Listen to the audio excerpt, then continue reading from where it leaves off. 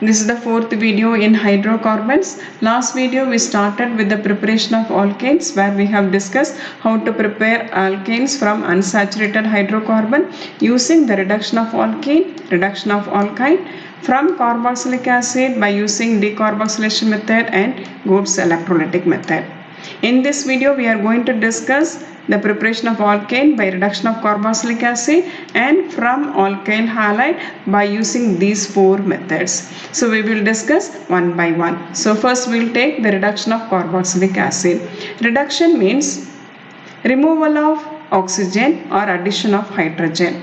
So you take RCOOH, this is the general formula for carboxylic acid. When it is reduced with red phosphorus and hydrogen iodide, it's a very good reducing agent. So when it is reduced, there is a removal of oxygen as well as addition of hydrogen. So you have a break here. So with this carbon, 3 hydrogen gets added. So you are getting RCH3. And then these two oxygens, they will combine with hydrogen to form 2 molecules of water. And this I will be removed as iodine gas. So you are getting an alkane. RCH3 is an alkane. R is an alkyl group. So you take an example, instead of R you take CH3, so you have CH3COOH. So this is the formula for acetic acid. When it is reduced with red phosphorus and hydrogen iodide, there is addition of hydrogen as well as removal of oxygen. So you have a break here, and with this carbon you are adding 3 hydrogen. So you are getting CH3. So this is ethane. 2 carbon, all are saturated compounds. So ethane, and alkane is formed. And then these 2 oxygen combines with hydrogen to form water, and iodine gas will be liberated. So in this way you can prepare alkane by using the reduction of carboxylic acid. How to prepare alkane from alkyl halide. So alkyl halide should be converted to alkane. Alkyl halide is RX. Alkane is RH. So you are removing this X and substitute with H. So you are getting an alkane. So this you can do with the help of 4 methods. One is reduction of alkyl halide, Wurtz reaction, Corey-House mechanism, and use of Grignard reagent. So you take the reduction of alkyl halide. So reduction means addition of hydrogen or removal of oxygen. This you can do with the help of reducing agents like zinc and hydrochloric acid, zinc copper couple, zinc and acetic acid, lithium aluminum hydride, even use red phosphorus and hydrogen iodide. So these are the reducing agents. And we can use this zinc and hydrochloric acid as the common reducing agent. So this is the very common reducing agent. We use it for the reduction of alkyl halide. So you can take a general formula for alkyl halide, RCH2X. And this is a primary alkyl halide. RX you can write, but we have introduced one carbon here, CH2X. So that you can show removal of X and substitute with hydrogen easily. So this alkyl halide on reduction using zinc and hydrochloric acid. So you take 2 hydrogen. So this halogen combines with hydrogen to form hydrogen halide. Now this halogen is substituted with hydrogen. So you are getting RCH2H. That means you are getting RCH3. This is nothing but an alkane. So you take an example. Instead of R, you take CH3. So you are getting CH3, CH2Cl, ethyl chloride. On reduction using lithium aluminum hydride. You can use either zinc and hydrochloric acid or lithium aluminum hydride. So when it is reduced, this chlorine is removed and substituted with hydrogen. So you are getting CH3, CH3. Then this chlorine combines with hydrogen. You are getting an ethane. So this chlorine combines with hydrogen to form hydrogen chloride. So you can take one more example.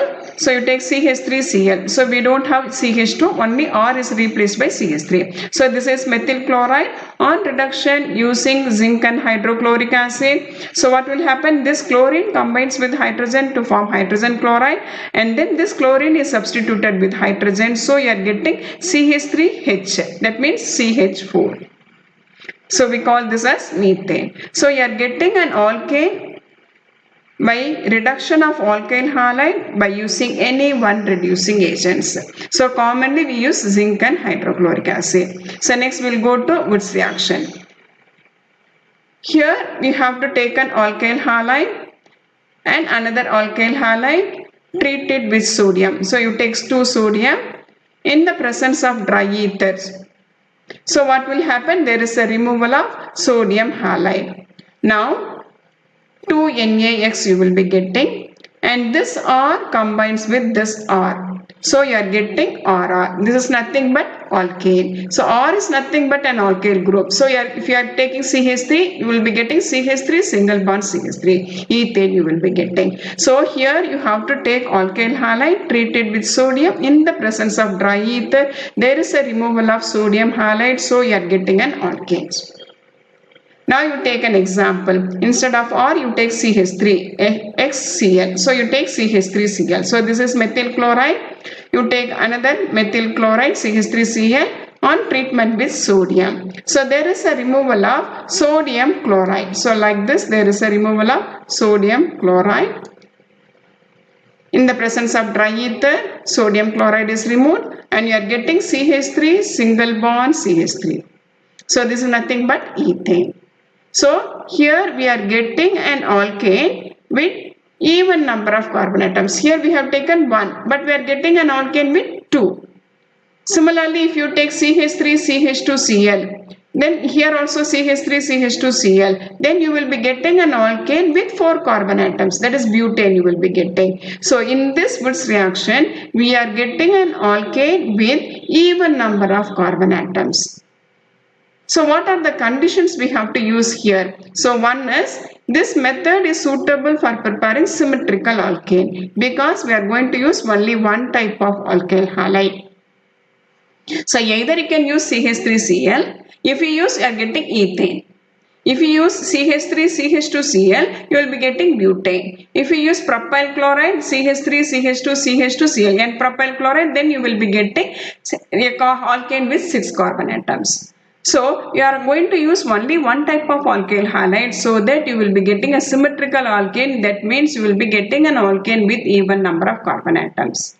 And then you have to use a dry ether, it's very important, and then you have to use sodium. So these are the conditions you have to use for preparing alkane by Wurtz reaction.